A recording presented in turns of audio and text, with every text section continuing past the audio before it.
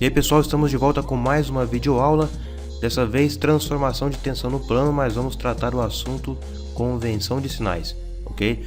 Vamos aprender a identificar de 3 maneiras diferentes quando que vai ser positivo para os vetores aí tensão de cisalhamento, tá? Componente de tensão cisalhante.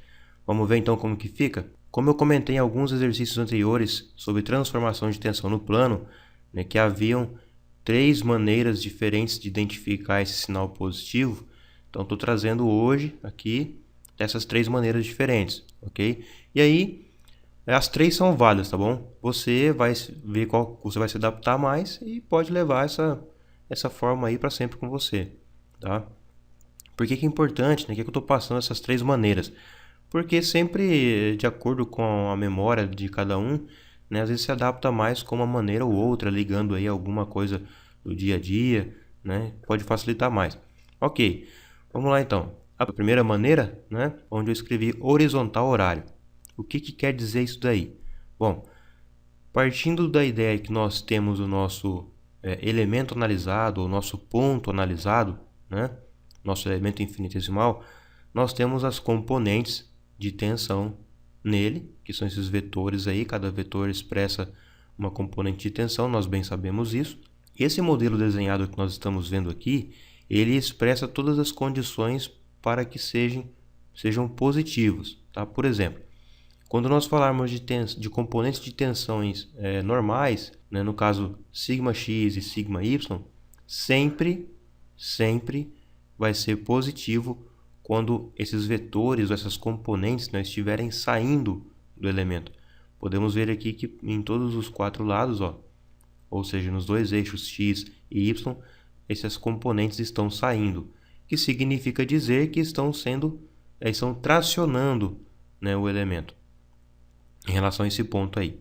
Então, se estão saindo ou se estão tracionando, então essas componentes levarão um sinal de positivo, ok?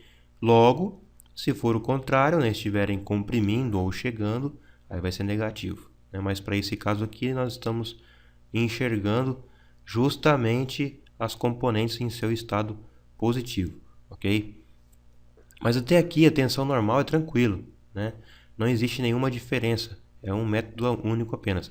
O que vai diferenciar é justamente o que pega um pouco mais, que é identificar o sinal para tensão de cisalhamento, aqui essa componente de tensão de cisalhamento, tá? Como que é o esquema aqui? A primeira maneira, essa horizontal horário que eu escrevi, é o seguinte: você vai analisar os vetores da horizontal, que é nesse caso aqui onde eu desenhei de cor vermelha, tá vendo? Esquece os outros, enxerga aí, imagina apenas esses vetores vermelhos, tá? Põe um pontinho imaginário também no centro desse elemento aí, como se fosse um eixo. Aí você vai analisar os vetores horizontais, tá? Que representam a componente de tensão de cisalhamento aí. Se você observar esses vetores horizontais e eles tenderem a causar um sentido de giro no sentido horário, então vai ser positivo. É como eu escrevi aqui embaixo, horizontal horário, para ser positivo, tá bom? Por que que existe essa maneira? Talvez, né, para você, pode ser mais fácil de lembrar associando ao relógio, por exemplo. O relógio não está sempre para frente, em deslocamento positivo, né, no sentido horário? Então, seria uma maneira de lembrar mais facilmente, né, associando ao relógio, no sentido horário é positivo, tá? Mas analisando os vetores, né, as componentes horizontais, tá bom? Vamos ver agora a segunda maneira, segunda forma. Agora o que vai mudar? Essa maneira aqui é justamente a que está no livro, tá? Hibbeler, por exemplo. Ao invés de nós analisarmos os vetores horizontais, nós vamos analisar os verticais, tá? E vamos fazer a mesma consideração. Vamos ver se vai para qual lado vai causar aí, tender a causar o sentido de giro, tá? No caso aqui, analisando os vetores verticais, vai inverter. Aí nós vamos ter que associar aí um sentido de giro no sentido anti-horário. Ou seja, se analisando os vetores verticais e o sentido de giro que ao ocorrer aqui for anti-horário, então vai ser positivo. Aí você pergunta, poxa, mas espera aí, confundiu. Relaxa. Olha só, as duas maneiras estão corretas, as duas maneiras nós estamos analisando a mesma condição, tá? Só que com pontos de vista diferentes.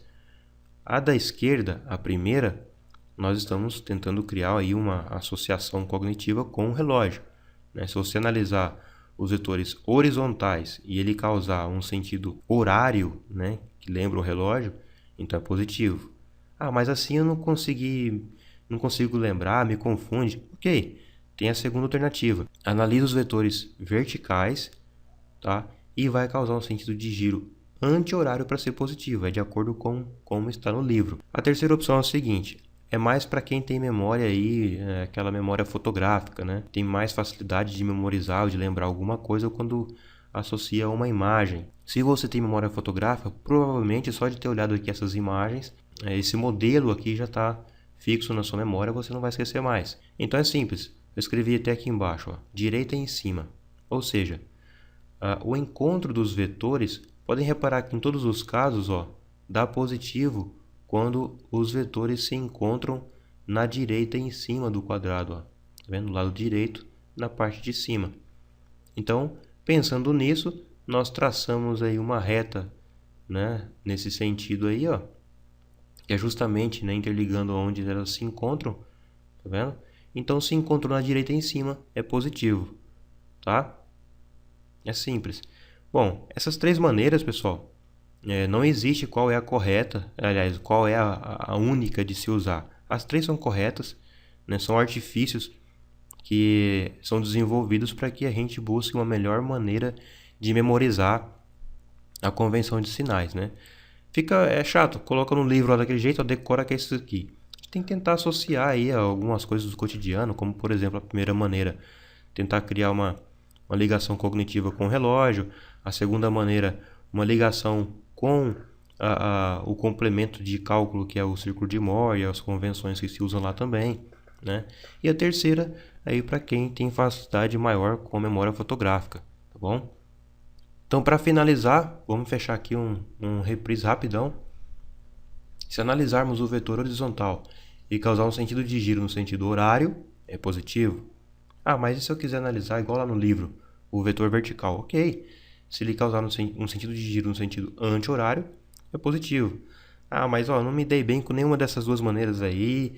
Minha memória é mais fotográfica do que numérica. Como que eu faço? Ok. Lembra do direito em cima, ok? Olha só, formou até uma flechinha lá, ó, né? Se formar uma flechinha subindo para a direita, aí lembra que é positivo. Tá legal? Pessoal, é isso daí basicamente, tá? Espero que tenham entendido.